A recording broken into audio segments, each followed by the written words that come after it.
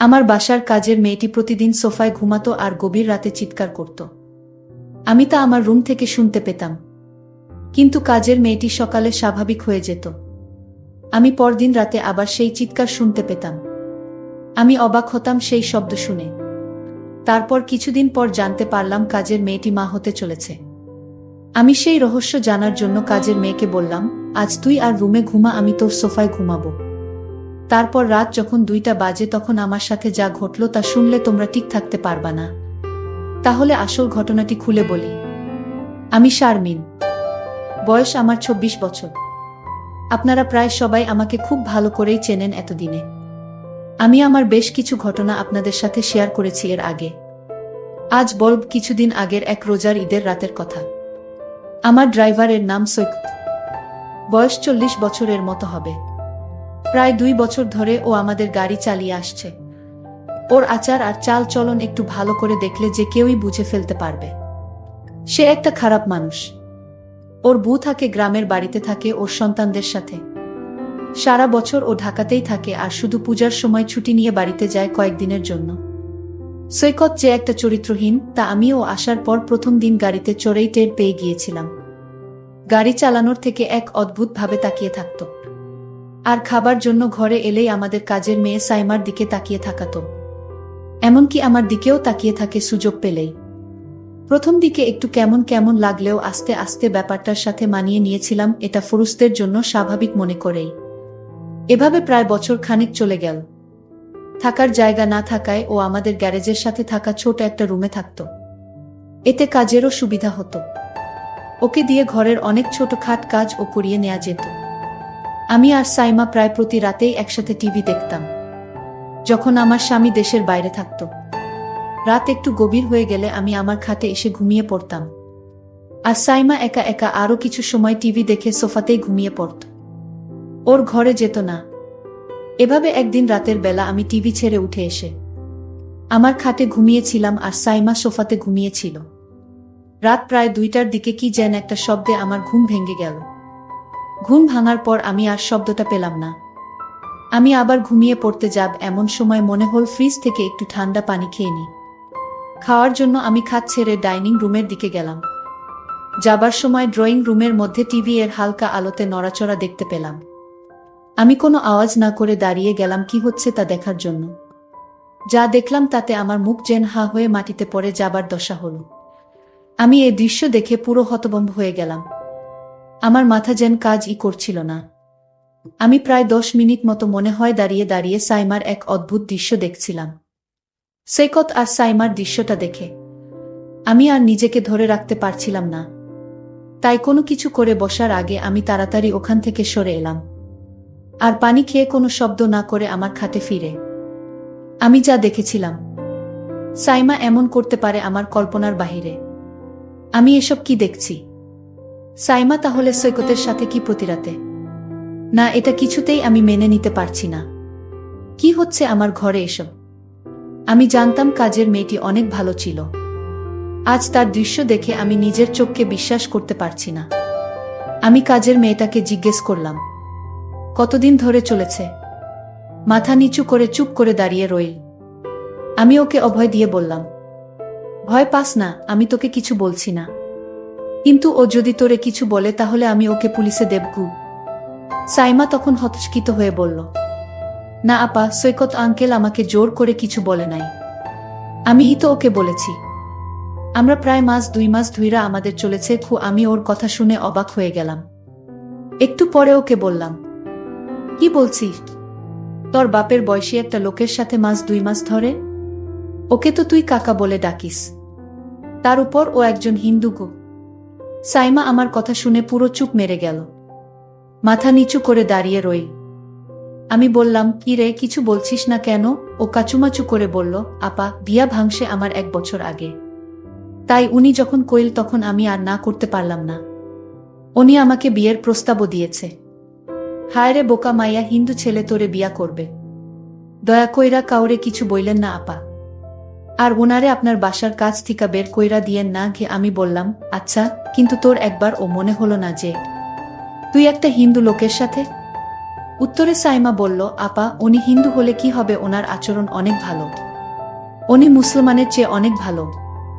আমি কত মুসলমান দেখেছি, কিন্তু ওনার মতো আমি কাউকে দেখিনি। যে উনি একজন হিন্দু তা শুধু নামে মাত্রই।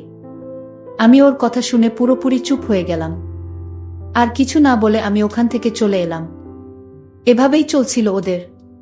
আমি মাঝখানে আরও অনেকবার ওদেরকে ড্রয়িং রুমের সোফাতে দেখেছি একসাথে বসে গল্প করতে। আমি আর বাধা দেইনি সাইমার কথা চিন্তা করে।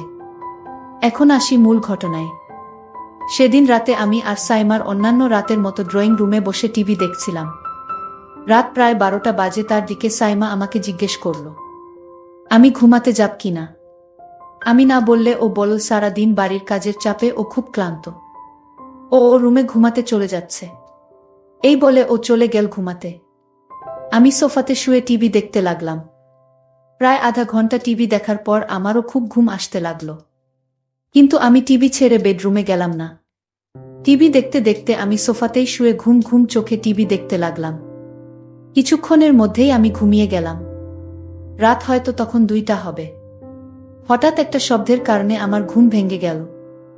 ঘুম ভাঙার পর আমার কয়েক মুহূর্ত সময় লাগলো। পুরোপুরি সম্বিত ফিরে পাবার পর আমি বুঝতে পারলাম কি ঘটতে যাচ্ছে।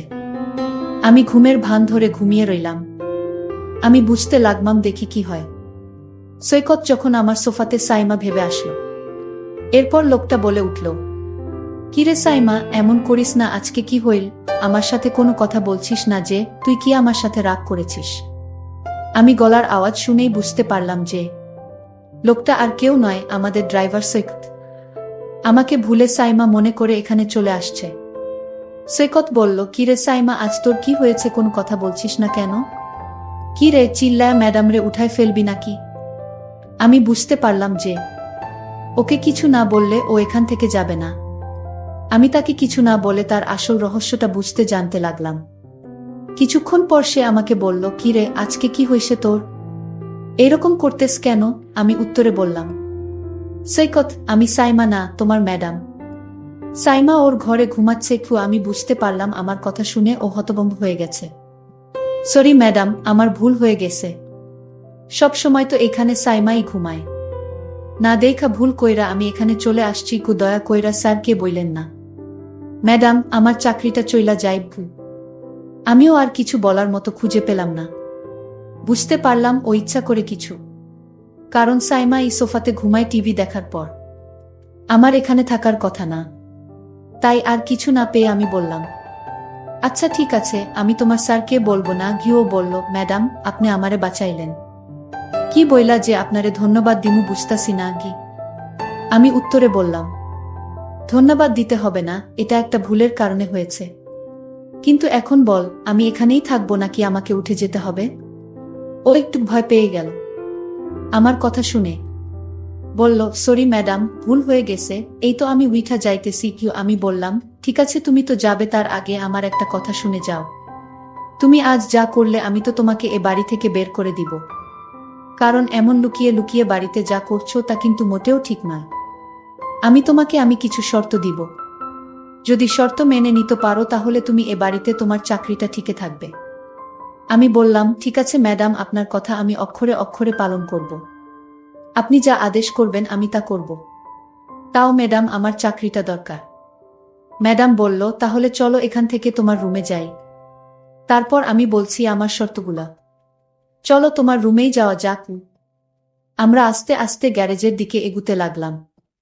কিছুক্ষণ পর আমি আর সৈকত গ্যারেজের পাশে ওর রুমে পৌঁছে গেলাম।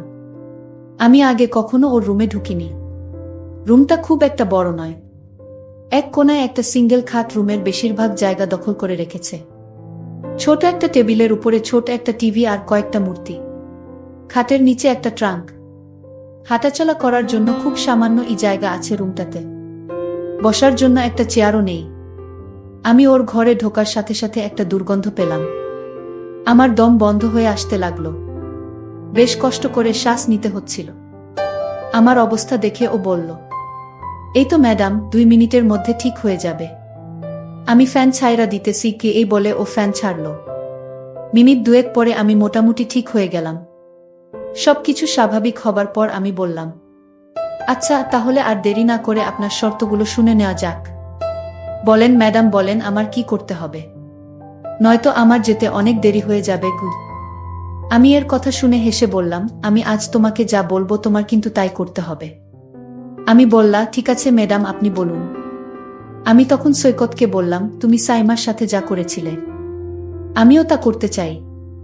ম্যাডামের এমন কথা শুনে আমার গলা শুকিয়ে গেল। আমি ম্যাডামকে বললাম, আমি এক গ্লাস ঠান্ডা পানি খেয়ে তারপর বলছি। সৈকত তখন এক গ্লাস ঠান্ডা পানি খেয়ে বলল, ম্যাডাম আপনি যা বলেছেন তা কোনোদিন সম্ভব না, কারণ আপনি একজন বড় লোকের মেয়ে ম্যাডাম। আর আমি আপনার গাড়ির ড্রাইভার, আপনি একবার ভেবে দেখেছেন? আমি বললাম, সৈকত তুমি যদি আমার কথা রাখো তাহলে আমি তোমাকে একটা পুরস্কার দিব, আর সেই পুরস্কার পেলে তুমি অনেক খুশি হবে আমি আশা করছি। ম্যাডাম আপনার কথা কি আমি না রেখে পারবো? আপনি যা বলবেন তাই হবে। ম্যাডাম তখন বলল, তাহলে দেরি করছো কেন? যাও, আমি এখন যা বলবো তাই করো। তুমি প্রথমে ঘরের জানালাটা বন্ধ করে দিয়ে আসো। আমি ম্যাডামের কথা শুনে অবাক হয়ে গেলাম। আমি ম্যাডামকে বললাম, ম্যাডাম ঘরের জানালা খোলা রেখে কি বলা যায় না? ম্যাডাম তখন রাগ দেখিয়ে বলল, আমি যা বলছি তাই করো, অতিরিক্ত কথা বলবে না। আমি বাধ্য হয়ে ম্যাডামের কথায় ঘরের জানালা বন্ধ করলাম। এবার ম্যাডামকে বললাম, এখন কি করতে হবে? ম্যাডাম বলল, যাও এবার দরজাটা বন্ধ করা। আমি ম্যাডামকে বললাম, ম্যাডাম কি বলছেন? আমি বললাম, একদম চুপ, তুমি আমায় কথা দিয়েছো আমি যা বলি তা তুমি পালন করবে। তাহলে তুমি এখন এরকম আমতা আমতা করছো কেন? আমি ম্যাডামের কথা রাখতে গিয়ে ঘরের দরজাটা লক করে দিলাম। আমি বললাম, ম্যাডাম এখন কি করতে হবে আদেশ করুন ম্যাডাম। ম্যাডাম বলল, এবার ঘরের লাইটটা নিভিয়ে দাও। আমি তখন সত্যি ভয় পেয়ে গেলাম। ম্যাডামে কি পাগল হয়ে গেছে নাকি? আমি বললাম, ম্যাডাম আমি পারবো না, আপনি গিয়ে লাইট বন্ধ করুন। ম্যাডাম বলল, বেয়াদব, আমার মুখের উপর কথা বলিস তুই? আমি ম্যাডামের কথা শুনে বললাম, ম্যাডাম ঠিক আছে, আপনি রাগ করবেন না, আমি বন্ধ করছি। আমি তখন হেসে হেসে বললাম, সৈকত আমি জানি তুমি একজন ভালো মানুষ, আর তাই আমি তোমাকে একটা কথা বলবো, আর সেটা হলো আমি চাই তুমি হিন্দু থেকে মুসলমান হয়ে যাও।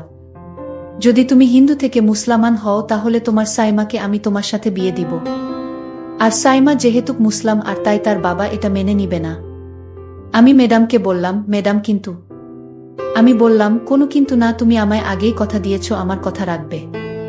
আর তাছাড়া সাইমা মা হতে চলেছে, আর তাই তোমার এখন তাকে বিয়ে করতে হবে। আর তোমার ঘরে আমি আসার কারণ হচ্ছে আমি তোমাকে পরীক্ষা করছিলাম তুমি ভালো না খারাপ। আসলেই তুমি একজন ভালো মানুষ, তুমি আমার পরীক্ষায় পাশ করলে। সাইমা যা বলছে তাহলে তা সত্যই বলছে। আসলে তোমার মতো মানুষ খুব পাওয়া বড় কঠিন। আমি সাইমার সাথে তোমার বিয়ে দেওয়ার জন্যই তোমাকে এখানে নিয়ে এসেছি। সৈকত বলল, ম্যাডাম আপনার যা ভালো মনে হয় তাই করেন। বন্ধুরা, আজকের গল্পটি তোমাদের কাছে কেমন লাগলো তা অবশ্যই কমেন্ট করে জানাতে ভুলবেন না। আর প্রতিদিন এরকম নতুন নতুন গল্প পেতে আমার চ্যানেলটিকে সাবস্ক্রাইব করে পাশে থাকবেন। ধন্যবাদ।